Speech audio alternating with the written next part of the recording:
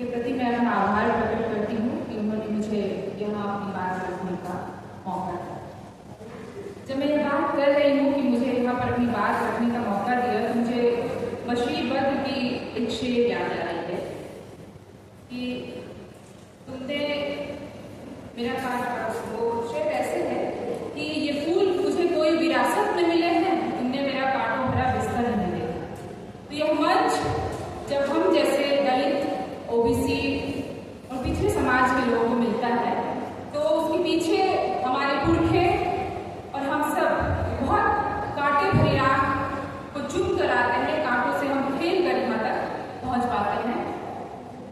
आज के इस सत्र के मुख्य अतिथि डॉक्टर प्रोफेसर कांचालय साहब, गेस्ट ऑफ ऑनर माननीय सांसद श्री गिरिधारी यादव जी और सम्मानित मंच और इस सभा में उपस्थित आप सभी को के लिए मैं क्रांतिकारी अभिवादन पेश करती हूँ। जब हम लोग बीपी सिंह जयंती के लिए यहाँ पर एकत्रित हुए हैं तो हमें लगता है कि उनकी जब हम 93वीं जयंती मना रहे हैं तो हम क्यों मना रहे हैं, कौन सी एक ऐसी बात है कि हम उनकी जयंती यहाँ पर मना रहे हैं। मुझे अब्राहम लिंकन का एक पंक्ति याद आ रही है जो कि उन्होंने लोकतंत्र को ध्यान में रखते हुए दिया था कि लोकतंत्र जनता के लिए, जनता के द्वारा और जनता के लिए है, जनता की चुनी हुई सरकार के लिए। और जब हम जनता लोकतंत्र की बात करते हैं तो मुझे ध्यान आता है, मुझे आप लोगों को मैं बताना चाहती हूँ कि हम लोग अभी हमारा नया संसद सत्र शुरू हुआ है। कल हमारे सांसदों ने शपथ ग्रहण लिया है और हमारे प्रधानमंत्री का ये 11वां साल शुरू हो रहा है जब वो प्रधानमंत्री के रूप में हम सबके बीच में काम कर रहे हैं। हमारे प्रधानमंत्री, ऐसा कहा जाता है कि ओबीसी है। 11 साल एक प्रधानमंत्री रहते हैं, वो हमारे लिए क्या करते हैं उसको आप सोचिए। और हमारे बीच में एक ऐसे प्रधानमंत्री थे जो कि जाति से राजपूत थे। 11 महीने में उन्होंने जिस तरीके से हमारे लिए काम किया, जो काम हमारे लिए किया, वो हम सबके लिए नजीर बन गया है। और उसी की बदौलत हमें आरक्षण मिलता है और हम आरक्षण की बात कर पाते हैं, चाहे वो सरकारी नौकरियों की बात हो, चाहे वो शिक्षण संस्थान की बात हो, तमाम जगहों पे हम उस आरक्षण का लाभ लेकर के यहाँ तक पहुँच पाते हैं। जब लोकतंत्र की बात होती है तो मैं हमारे प्रधानमंत्री, हमारे शिक्षा मंत्री और उन तमाम लोगों से एक अपील करना चाहती हूँ कि आप कहते हैं कि आप ओबीसी के द्वारा चुन करके आए हैं, ओबीसी के नेता हैं, ओबीसी जाति से आते हैं, ओबीसी समुदाय से आते हैं, लेकिन आप देखिए कि ये देश जो है युवाओं का देश है। अभी सबसे ज्यादा हमारे देश में युवा हैं और आप देखिए कि शिक्षा की क्या हालत है। आपने अभी भी सुना होगा कि पिछले दिनों जो नीट की परीक्षा हुई थी उसमें बहुत बड़े स्तर पे धांधली पकड़ी गई और उसके बाद अभी 18 तारीख को नेट की परीक्षा हुई और नेट की परीक्षा को भी कैंसिल कर दिया गया। यह कैंसिलेशन क्यों हुआ, इसके पीछे हम यदि देखें तो हमें लगता है जो एनटीए जिस एग्जाम को करवा रही है, पहले यूजीसी उस एग्जाम को करवाती थी, अब उस एग्जाम को एनटीए करवा रही है। यह पूरी की पूरी जो शिक्षा व्यवस्था है, पूरी की पूरी शिक्षा व्यवस्था जिस तरीके से काम करती है, यह उसको दर्शाता है। ये कुछ धांधलियां हैं जो हम लोग के सामने आ गई है, हम लोग उसको देख पा रहे हैं, हम लोग उसको समझ पा रहे हैं कि क्या धांधली हुई, किस तरीके से हुई और उसमें क्या किया जाना चाहिए। मैं शिक्षा मंत्री से, शिक्षा मंत्रालय से यह आग्रह करती हूँ, यह मांग करती हूँ कि परीक्षाएं जिस तरीके से हो रही थी, चाहे वो नीट की परीक्षा हो, चाहे वो यूजीसी नेट की परीक्षा हो। मुझे याद आता है कि हम लोग जब नेट की परीक्षा देते थे तो कभी ऑफलाइन परीक्षाएं होती थी, उस परीक्षा को यूजीसी कंडक्ट करवाती थी और कभी कोई इस तरीके की दिक्कत, इस तरीके की डिस्क्रिपेंसी हम लोगों के सामने नहीं आई। और आज एनटीए को यह परीक्षा करवाने की जिम्मेदारी दी गई है और लगातार हम देख रहे हैं कि यह गड़बड़ी लगातार पैदा हो रही है। आप देखिए कि कोई विद्यार्थी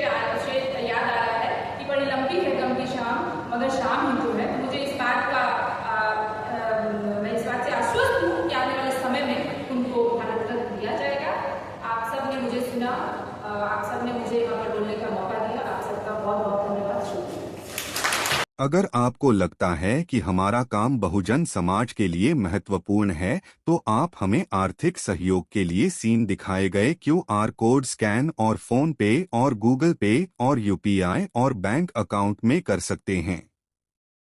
फोन पे, गूगल पे 9250529129, UPI 9250529129@YBL। Bank account state bank of India AC 104299462008, IFSC code SBIN 00066563। आपका छोटा से छोटा सहयोग समाज और हमें और मजबूत करेगा, जिससे हमें बहुजन पत्रकारिता में और निष्पक्ष बनाने में मजबूत करेगा। जय भीम, जय भारत।